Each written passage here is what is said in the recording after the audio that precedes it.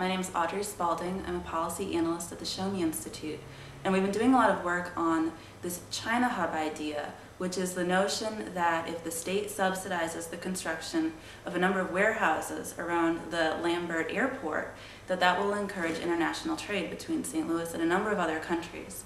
And while international trade is great, trade is wonderful for growing an economy, we're wondering, is it a good idea for the state to sink hundreds of millions of dollars into this?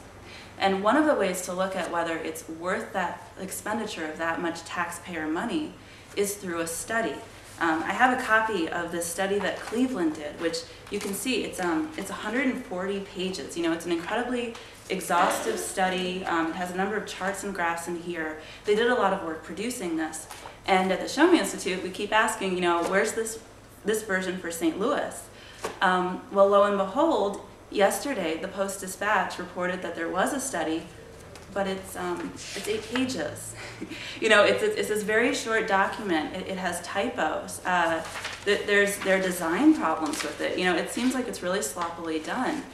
Proponents of spending this much taxpayer money look at this and say, well, this document, it says that we're going to get $22 billion of economic growth.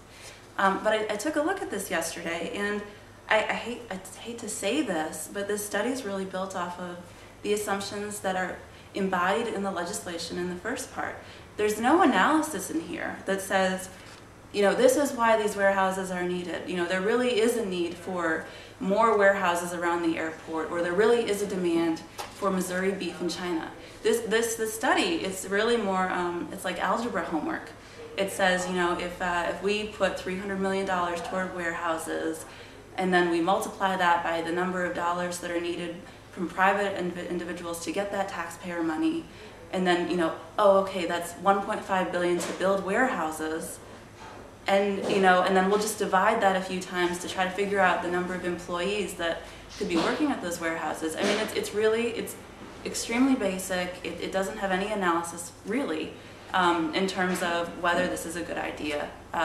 So my fear is that legislators will look at this and say, okay, according to this study, this is a good idea, but bottom line is the study's built off of the assumptions that they put in the legislation in the first place.